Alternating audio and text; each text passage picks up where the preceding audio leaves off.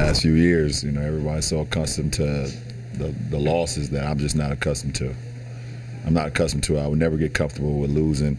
That's just how I'm built. That's who I am. It's kind of a fine line, when you talk about that, because when you've when you've never been there or know what it takes to actually shoot for something like that, and sometimes you're afraid to get uncomfortable.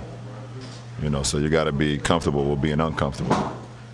So I'm not saying that's what we are as a whole. Kind of looks that way at times. That sometimes we feel like we're afraid to be uncomfortable, kind of get out of our comfort zone.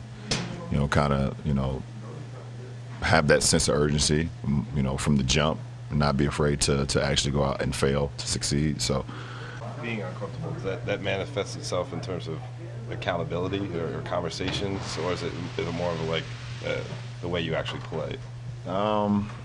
It's how you approach the game every day. It's how you think the game every day. It's how you play the game. It's how you prepare for the game. And that's not even like when you get to the arena. That's like way before that. Is basketball, is that the most important thing while we're doing this? Is this the most important thing in your life at this time? You give it all, to that game, and then if you feel like you put it all into it, then you have nothing to kind of look back on. You're able to do other things. If you feel like you're giving it all to the game, then you can go do other things. But if you feel like that you're not giving as much as you can, then you can't focus on anything else. That's just my personal take. When you decided to sign with the Lakers, obviously you knew what they'd been through the previous 5 years. Is this something you had maybe anticipated would be part of the challenge? Yeah, I know it was going to be very challenging, just because of the experience that the roster had at that point in time. I knew it was going to be challenging from that sense, but I felt like we can still play better basketball, and we was doing that. And obviously, it sucks that my injury happened and Zoe's injury happened, and so many of our injuries we had suspensions. We had so.